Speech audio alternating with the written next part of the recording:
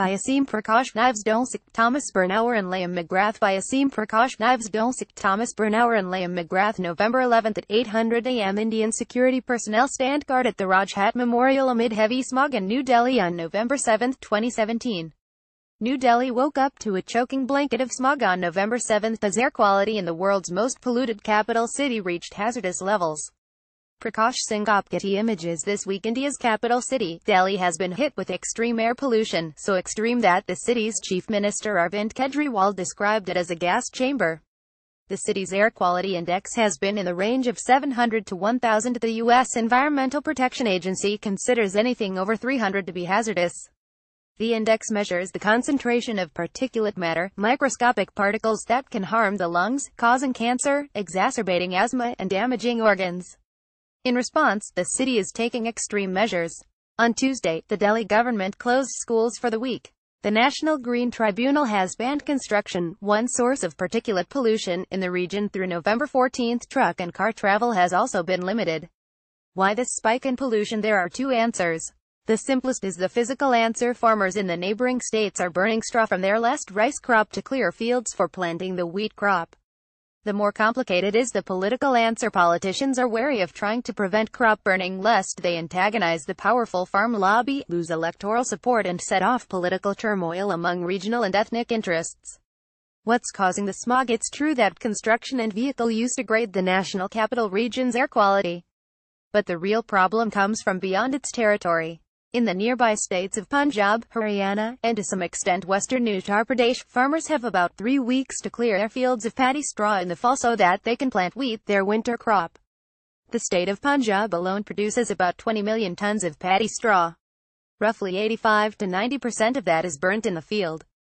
There are alternatives. For instance, farmers could convert straw into such economically useful resources as biopellets. But farmers still find it more cost-effective to burn it. Just now, northern India is enduring a temperature inversion, which has trapped air in the region, and concentrated all that particulate smoke in Delhi's atmosphere. Should anti-democracy, affluence, or social norms make it easier to fix this? Scholars have suggested that democracies tend to have less pollution, because citizens seek a clean environment and governments are responsive to citizens' wishes in well-functioning democracies. But India is a well-functioning democracy, and Delhi elections are competitive. Scholars also note that rich and affluent areas of countries experience less pollution. But Delhi has the highest per capita income in the country. Scholars also suggest that countries' environmental policies reflect international norms and agreements. India vocally supports the Paris Agreement and has outlined aggressive targets for renewable energy in its intended nationally determined contribution. Clearly, democracy, affluence, and global norms are not helping Delhi get rid of its air pollution. So what's the problem? Rural versus urban demands. Crop burning takes place in rural areas, where the agricultural lobby is powerful, but its pollution effects are felt in urban Delhi. Since 2013, in response a ruling by the National Green Tribunal, the states of Haryana and Punjab have enacted laws banning crop burning.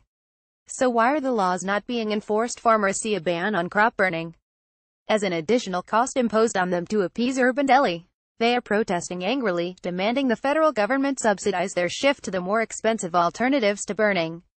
And state governments of any political party don't want to risk cracking down when farmers violate those laws. The Aam Aadmi Party runs Delhi, and yet that party's Punjabi representatives are vocally opposed to even the Punjab government's token measures against stubble burning. Ethnic and religious divisions. India's ethnic divisions heighten these conflicts. Sikhs are the landed gentry of Punjab. In the 1980s, Sikh separatism and terrorism against the central government left a heavy death toll, including the assassination of Prime Minister Indira Gandhi by a Sikh security guard. Any crackdown on Punjabi farmers, the mainstay of the separatist Khalistani movement, has the potential to revive this conflict. What's more, Punjab and Haryana are electorally competitive states. If unhappy farmers were to shift toward voting against the government, it could tilt the balance of power among parties. So how is India handling air pollution? With India's emphasis on jobs and economic growth, citizens have for the most part accepted the environmental costs. Delhi citizens have grown used to acute pollution during the winter months. They adapt by covering their faces when on the road. Although extreme forms of air pollution impose health costs, many of these costs tend to accrue over the long term, and are not likely to motivate strong demand for clean air. However, there have been some attempts to respond to deteriorating air quality. In the 1990s, in response to air pollution, the Indian courts ordered Delhi's diesel bus fleet to convert to natural gas, even though that order was opposed by every political party. In 2016, Delhi's government tried dealing with locally generated pollution by instituting the odd-even rule, which allows private cars with odd registration numbers to ply on the road on Mondays, Wednesdays, and Fridays, and cars with even numbers are allowed on Tuesday, Thursday, and Saturday. The Delhi government wants to reinstate this rule next week. Moreover, in 2017, the Supreme Court banned the sale of firecrackers during the Hindu festival of Diwali, specifically to prevent the resulting pollution. For all these measures, while residents of Delhi had to bear the costs and inconvenience, they also reaped benefits in reduced pollution. However, the effect of these modest measures has been, predictably, modest. The real spike in the pre-winter months comes from stubble burning in neighboring states. But imposing costs on farmers so that Delhi gets the environmental and public health benefits is far politically complicated, and extremely difficult to tackle. In other words, the Delhi smog reveals that even in a well-functioning democracy, local or regional pollution problems can be very difficult to solve. Democracy and competitive elections combined with federal politics may even make things worse. Perhaps only institutions like the courts, which are insulated from political pressure, could save Delhi citizens from extreme pollution.